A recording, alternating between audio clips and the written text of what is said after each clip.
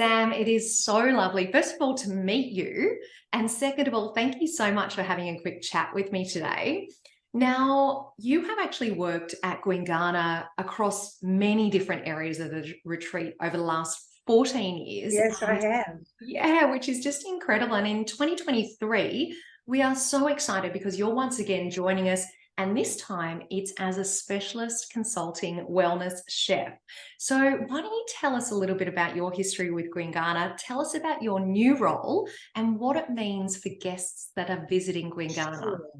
Sure. So I arrived in Byron Bay in 2008 from my hometown of Melbourne, and Gwingana, I think, was about a year old. And of course, I thought there's a place for me. And, I kept knocking on the door and thinking, what are they going to do with me? And it's still far away from Byron. But ultimately, I began my life there, I guess, as a spa advisor, and would help to welcome the guests as they would arrive on a Sunday, talk to them about the spa offerings and what they wanted to achieve with their health and wellness for that week.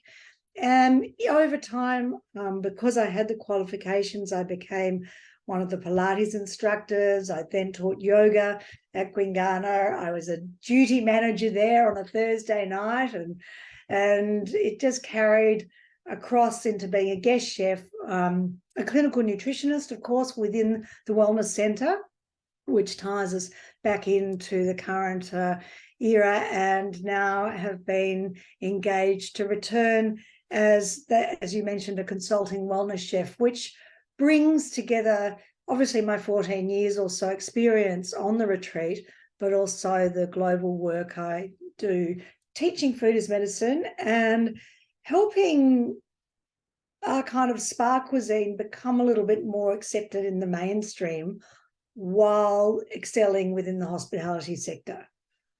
So bringing both worlds together.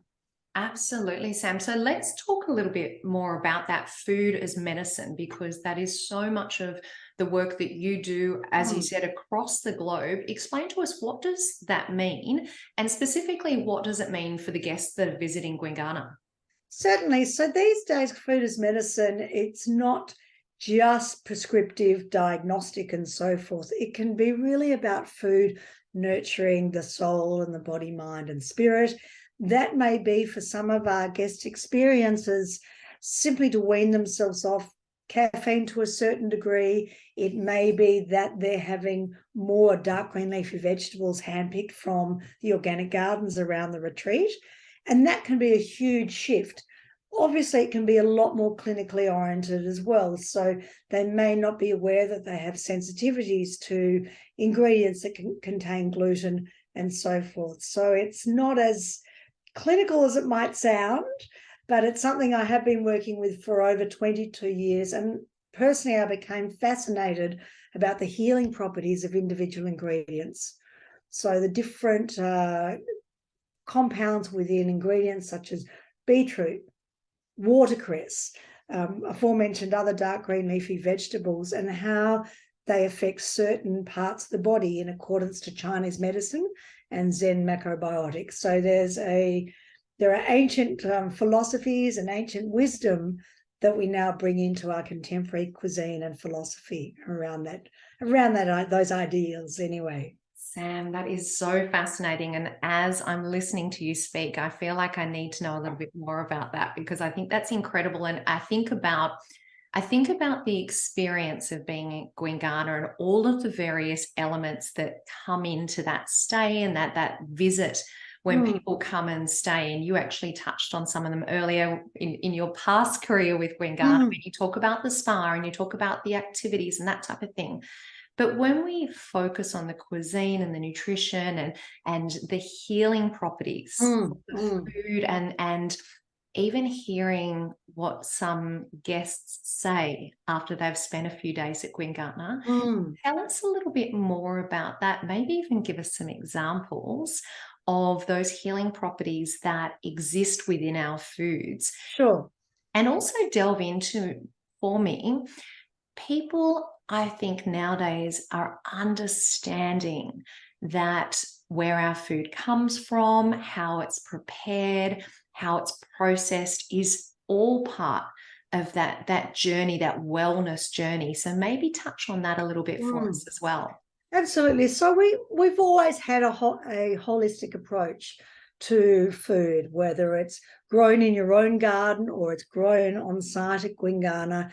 There's a cyclic and circular component to that, and that is in accordance to eating with the seasons. So, for example, as I've just come back from Europe, so they're moving towards the European spring. In spring, in accordance to Chinese medicine, and many gardeners will also remind you, food rises up, such as carrots rise up, or they spring up from the ground and they have a different energy. In the wintertime, root vegetables, of course, are buried deep within the earth, so they have a greater density and can keep the body warmer for longer. As we move into summer, those seasonal lettuces, for example, and summer berries that we know, and stone fruit that we know of course, in Australia around that time, are sweeter because they're sun ripened.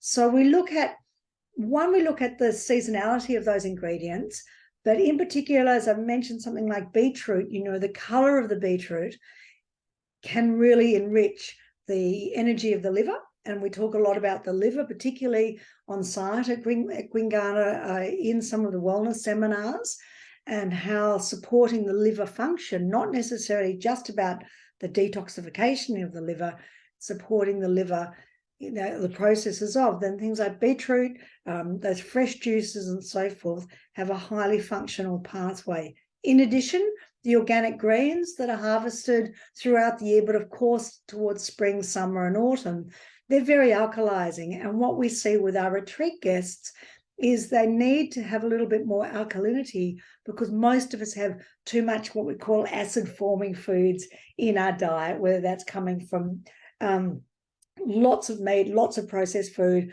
lots of carbohydrates as such, and then stimulants, coffee, alcohol, etc., etc. So the body needs to alkalize in order to purify the blood, help to cleanse the liver, and ultimately restore calm and, importantly, sanity to the body, mind, and spirit. I like how it is that 360 holistic view. Absolutely. All of those things are so important, so instrumental. So, Sam, in the work that you've done throughout the world and throughout your career, what's some of the feedback, and what are some of the things that people say to you once they have started to make those changes and taking out perhaps the processed food, or taking out those more acidic foods, and starting to have a more alkaline diet and eating more foods that are low intervention. Low intervention, that's the word. Low intervention is sort of a more recent keyword, but certainly, so those, when they enjoy, they have an opportunity. One, they're not cooking and they're not doing the washing up, which even as a professional chef can be a burden on myself. I'd rather have something quick and easy and keep going. One of the things I really notice is they sleep better. They're not as erratic in their mind space. And most people will tell me in various capacities they never realized how easy it was to eat well. And so it's not always about that they have to do that all the time. I've always said it's a continuum. Personally, I have an 80-20 rule. 80% of the time I do the best I can. 20% of the time I'll do whatever I want to. When I feel like I'm overloaded, then I swim and I ride my bike and so forth, and try and restore balance. And people begin to understand that, particularly in the journey at Gwingana, that when they go through that wonderful realm of activities that are on offer, the spa treatments, and they enjoy that nourishing cuisine, which is expertly crafted, they start to feel better, they worry less, and as I say, they sleep more, and they're usually encouraged to drink more water. And after the stresses of COVID-19, the floods that we've had here in northern New South Wales, where I live, in southeast Queensland, the burden that our Victorian friends went through with constant lockdowns and so forth, the short-term stress and the chronic stress responses have probably never been as heightened. And we see that remedy for a more peaceful pathway through food as medicine, through breath work, through fresh air, and being on the mountain is one of the most successful restoration recipes that I know. I couldn't agree more, Sam. It's quite remarkable to see the transformation of guests after they've spent a few days at Gwingana. It's just incredible. And I think on top of all of that you just mentioned, the other part of it is just slowing down, isn't it? Yes. Whether it's slowing down in our activities or slowing down in the pace that we eat our food and appreciating that food, I really find it quite incredible, the effect that all of those combination of things have on someone's health and well-being. Absolutely. And when we do that, we switch from that central nervous system dominance into what we call the parasympathetic nervous system, which gives you that relaxation response. So it encourages you to slow down. It encourages the other parts of your body, your sensory perception and awareness, to be more heightened. So it's not just central nervous system driven, brain driven, or the analytical mind. And so we notice that the guest experience, particularly when they meet some of those ancient parts of the forest and the hinterland, they are often speechless because they realize the power of vitamin N, as I call it, vitamin nature, is much greater than any self-help book that they can find. There really is a slowing down, a wow factor, and a place to find peace and ease. Sam, it's just been so fascinating hearing about the journey that people go on when they come to Gwingana, and also hearing about the years of experience and the wealth of experience that you're bringing to Gwingana in this role. Tell us, for people that are visiting, for guests that are coming along, just leave us with a little bit of a taste, if you will, a bit of a taste of what they might expect in their next Gwingana visit. So we always welcome our return guests, and many of our guests have been coming to Gwingana longer than I've ever worked there. And there's always something new. And that's what I find, even with some close friends who happen to be guests, they always say they have had a completely different experience to their previous experience. In regards to the nutrition and the cuisine, of course, as we're guided by the seasons, it is a work in process. We have two magnificent head chefs, Stephen and Justin, who work so synergistically together. And my role is certainly to work within them and not necessarily get in their way. So I look to encourage them and teach them or impart the knowledge that I have about nutrition, food as medicine. And over the seasons, we amplify the menus with more and more nutrient-dense cuisine, beautifully prepared and professionally executed. It sounds incredible. And Sam, I must say, I had the experience of spending a few days at Gwingana recently. And part of that was I saw that there were new foundations laid for garden beds, and there was new planting being done. Tell us a little bit about that.